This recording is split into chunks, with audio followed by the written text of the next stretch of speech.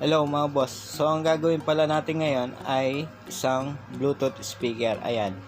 Ang brand niya ay JBL. So ang issue pala nito, hindi daw siya nagpa-power on. Kahit na 2 oras na siyang naka-charge, hindi pa rin siya nagpa-power on. Ngayon, i-charge natin, titignan natin kung magcha-charge ba tong Bluetooth speaker. Kasi mga boss, kung hindi nagcha-charge to, so talagang hindi magpa-power on tong Bluetooth speaker. Kailangan kapag isinaksak natin tong charger, kailangan ilaw yung indicator light niya na kulay pula. So tignan natin kung ilaw ba yung kanyang indicator. Medyo nahirapan lang tayo mga boss kasi hawak natin tong camera. Ayan, kung napansin nyo, sinaksak natin yung kanyang charger. Ayan, walang nangyari, ganun pa rin. Ni sounds wala, ni ilaw wala. So yan ang problema nitong Bluetooth speaker, hindi siya totally nagpo-power. Ngayon mga boss, gagawin natin, bubuksan natin, tapos i-check natin yung kanyang terminal charger.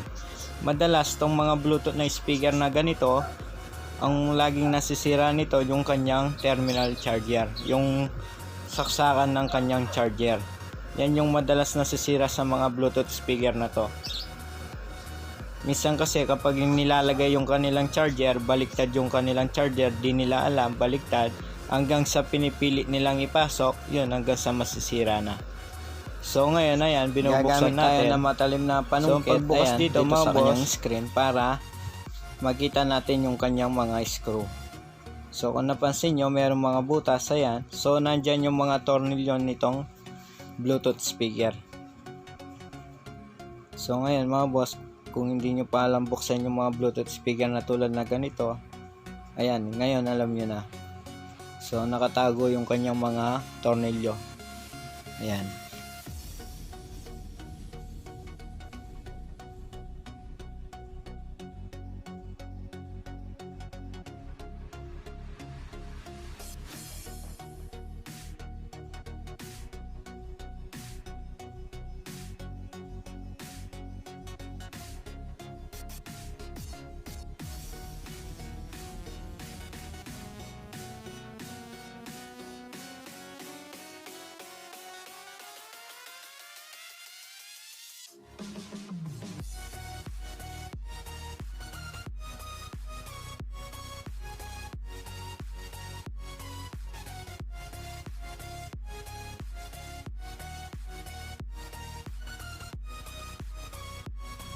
Ngayon, after natin matanggal yung kanyang mga tornilyo, yung paikot na yan mga boss, tatanggalin din natin yan.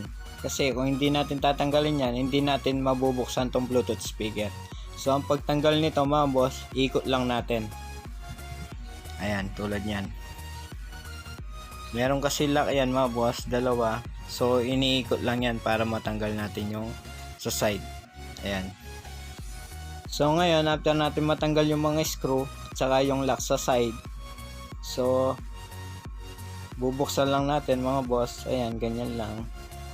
Ayan. So kung napansin nyo, nabuksan na natin. Ayan siya. Ayan yung loob niya. So ito yung pinaka board niya mga boss, yung kulay green.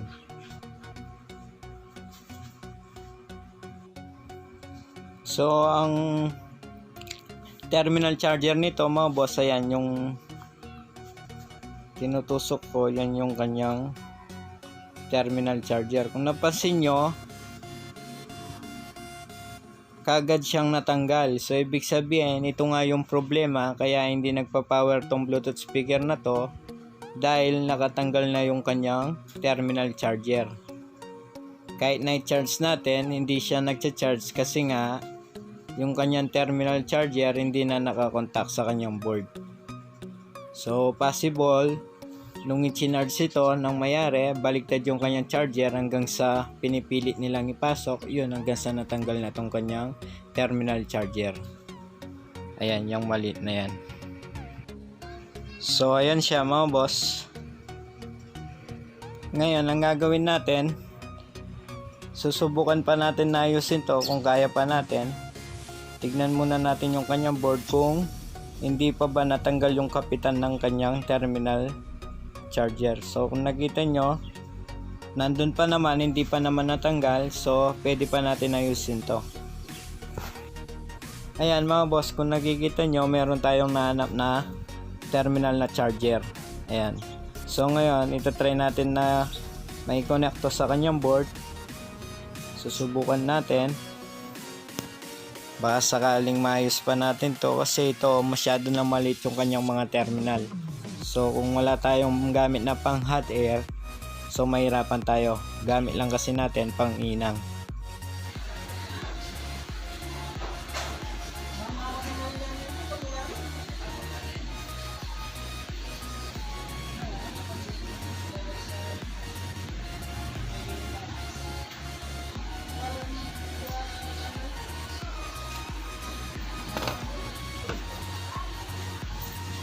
Ayan mga boss, na ilagay na natin. Ngayon itatry natin, titignan natin kung okay ba yung paglagay natin. So lalagyan natin siya ng charger, titignan natin kung ilaw ba yung kanyang indicator light. Kapag umilaw mga boss, so ibig sabihin tama yung paglagay natin. Kapag hindi, ibig sabihin naman, so posible meron nagdikit sa ating paginang, or posible na may shorted na tong Bluetooth. So kung napansin nyo, ayan, umilaw siya. Ayan, nagbi-blink yung kanyang indicator light na kulay red. Kapag ganyan, ibig sabihin nagcha-charge. So hindi pa nakakonect yung kanyang battery, kaya namamatay yung kanyang ilaw. Once na i-connect na natin yung kanyang battery, mag-steady na yung kanyang indicator light na kulay pula.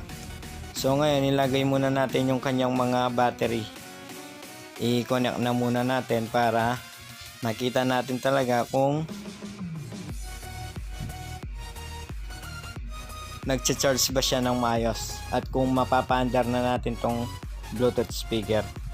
So ibabalik lang natin yung kanyang mga wire. Ayan, speaker wire.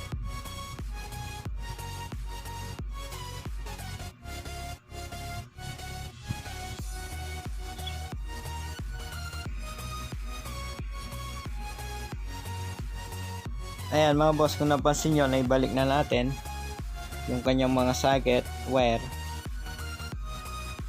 Ngayon gagawin natin, lalagyan natin siya ng charger. Titignan natin kung yung indicator light niya na kulay red, kung hindi na ba mamamatay. So kung napansin nyo mga boss, nag-steady na yung kanyang indicator light na kulay red. So ibig sabihin nagcha-charge na yung kanyang battery. So ngayon, i-power on natin. I-try natin kung magpa-power on ba siya. So i-power on natin. Kailangan pag power on natin dito mga boss, iilaw naman yung kulay blue na ilaw. Kapag umilaw yon, so yan, kung napansin nyo umilaw, so ibig sabihin okay na tong Bluetooth speaker. Bluetooth mode. Yun mga boss, kung napansin nyo meron na nagsalita, so ibig sabihin yung kanyang audio okay, walang problema. Ngayon mga boss, gagawin natin, i-off muna natin siya para malagyan na natin ng glue yung kanyang terminal charger.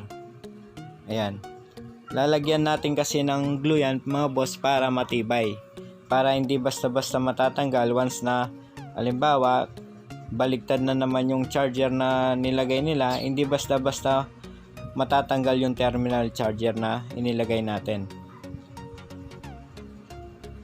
So ngayon gagawin natin, lalagyan natin siya ng glue. Yan, yung parte na yan, lalagyan natin ng glue. Paikot mga boss, paikot sa terminal na charger. Para kahit papano matibay siya, hindi basta-basta matatanggal. So gawin na natin. So ayan mga boss, kung napapansin nyo, nilagyan natin siya ng glue stick para kahit papano hindi basta-basta matatanggal tong kanyang terminal charger. Kapag pala naglagay kayo ng charger terminal sa mga Bluetooth speaker mga boss, mas better kung lagyan nyo siya ng pandikit mga boss, para kahit papano matibay yung kanyang charger terminal nitong Bluetooth speaker. Kasi kung hinang lang yung umawak sa kanyang charger terminal mga boss, once na baliktad inilagay yung kanyang charger, panigurado mga boss matatanggal lang. Kaya mas better kung lagyan natin siya ng pandikit para kahit papano matibay siya mga boss. So kung wala kayong glue stick, mas maganda gamitin nyo yung silicone or epoxy. Mas better yun mga boss.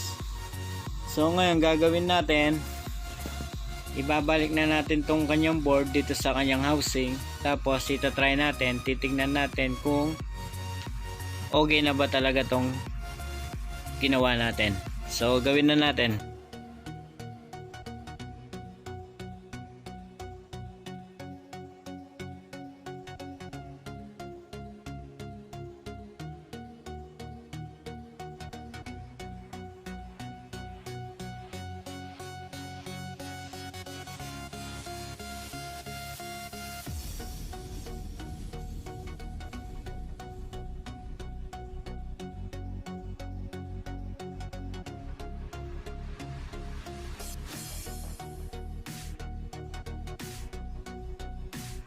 Ayan mga boss, tapos na natin may balik tong kanyang board at naisara na rin natin tong Bluetooth speaker. Ngayon gagawin natin, itatry natin, titignan natin kung okay na ba talaga. So lalagyan natin siya ng charger. Ayan.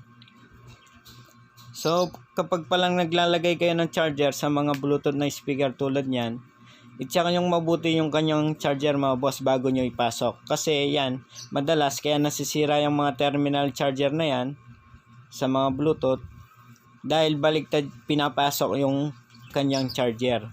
Kasi yan mga boss, meron silang align. Kung baliktad hindi papasok. Yung iba kasi kahit na ayaw pumasok, pinipilit hanggang dun sa nasisira yung kanyang natatanggal pala yung kanilang charger terminal. So kung napansin nyo, ayan, nagcha-charge siya, umilaw yung kulay pula. Kapag yung kulay red mga boss, siya yung umilaw, so ibig sabihin nagcha-charge. Ngayon naman, kapag nakailaw yung kulay blue, meaning nun mga boss, naka-power on yung Bluetooth. So tulad nyan, kulay red lang, so ibig sabihin naka-off yung Bluetooth speaker pero nagcha-charge yung battery niya. Ngayon kapag pinower on natin, ilaw naman yung kulay blue.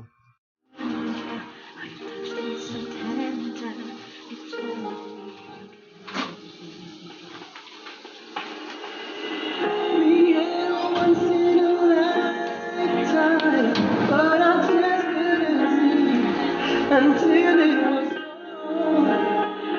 second once in a lifetime, maybe too much to ask, but I swear from now on, if baby you're in my arms again, this time I'll love you much better. If baby you're in my arms again, this time I'll hold you forever. This time I'll never leave.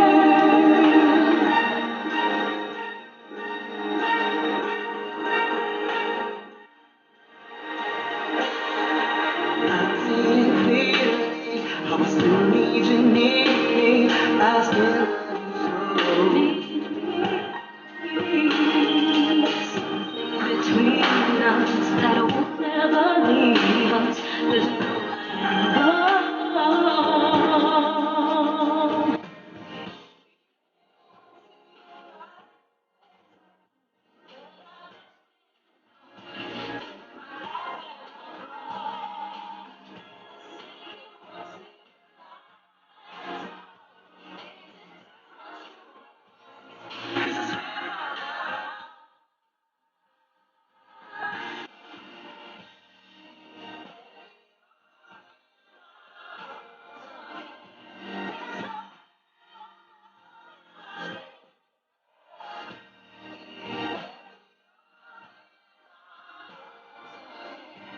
Yun mga boss, kung nakita nyo, narinig nyo, okay na tong Bluetooth speaker. So ganun lang yung pag-repair sa mga Bluetooth speaker na ayaw mag-power.